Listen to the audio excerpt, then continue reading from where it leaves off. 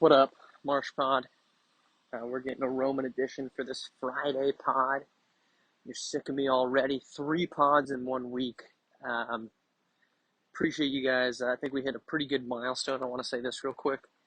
We hit a pretty big milestone in SimWorld Hoops. Server's now at 800.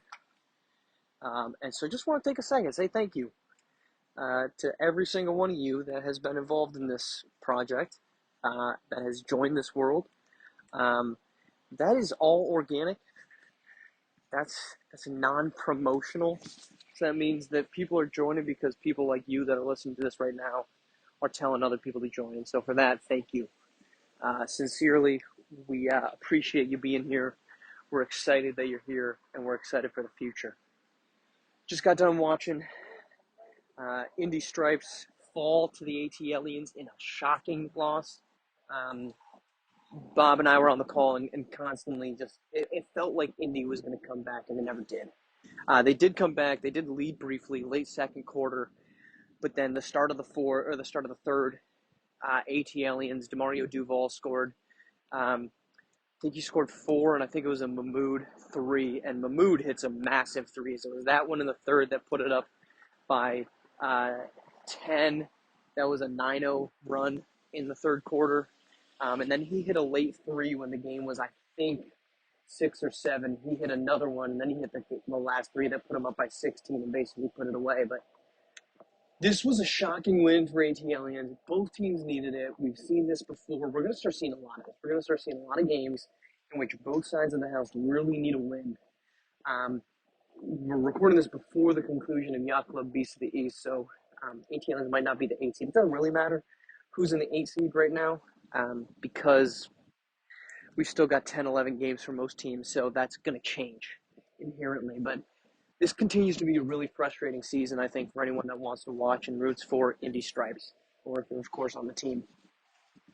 And I've said, of all the teams that are kind of outside that top 10 that I would consider to be the kind of the legitimate championship bubble, Indy Stripes remains the team that I would be most concerned with, because they have on paper so much talent. Benari James is unquestionably a top 10 scorer, not because of his points per game, but because of his ability to score the ball. We talked about it during the game broadcast. There's not a lot of holes in Benari James that kind of jump out. You know, he's 6'2", 200 pounds at 17. You kind of assume he's going to get bigger, he's going to get stronger. But initially you kind of say, hey, well, he's not big enough. That's not true. He is. 200 pounds. He's a strong kid. Well, he can't be a playmaker, but he can. He's got almost 4 assists per game. That is not nothing. I think he's got room to improve as a defender, but I don't think it's a big stretch. I don't think he's a bad defender. He's not Trey Young, right? He's still a really good defender. For his age, he's not locking people down like DJ Childs, but very good defender.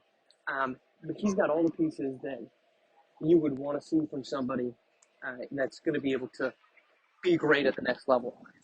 Reza Red, I think he's just too young, but he's still got the size of a guy that you should be concerned with. And then you've got ancillary scoring, Johan Novajovic, Barkley James, White Williams. This is a really great roster.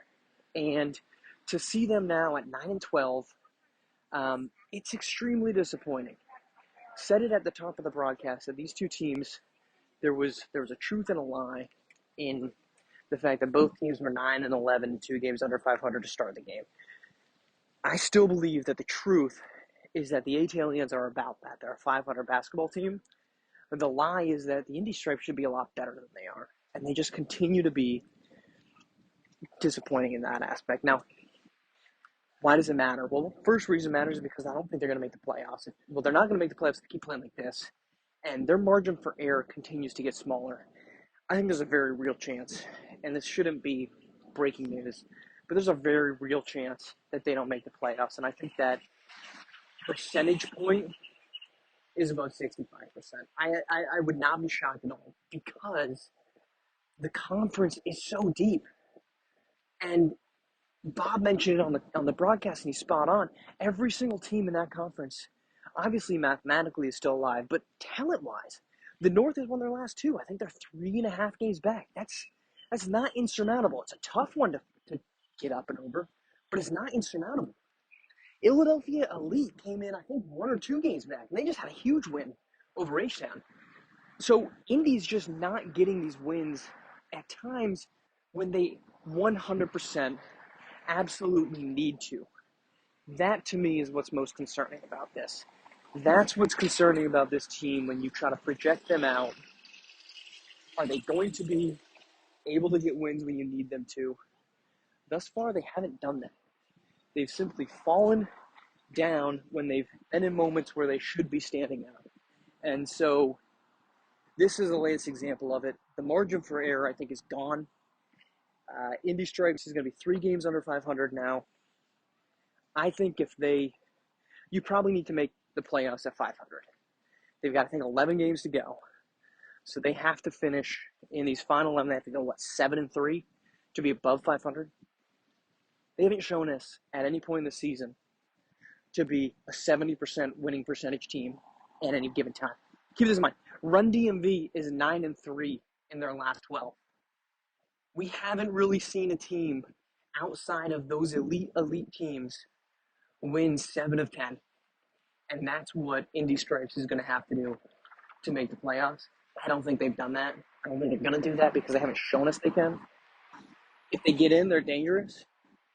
I just don't know if there's a realistic scenario in which they do, due in large part because of the loss tonight. All right, thanks for tuning in. Have a great weekend. We got a big Juneteenth. We got 2 games that morning, 10 and 1. And then I'm on the 7 and 8 p.m. broadcasts, 8 and 9 p.m. broadcasts. We got 4 games on SimWorld TV on Juneteenth. So have a great weekend. Gear up for a big Monday. And we'll talk to you then.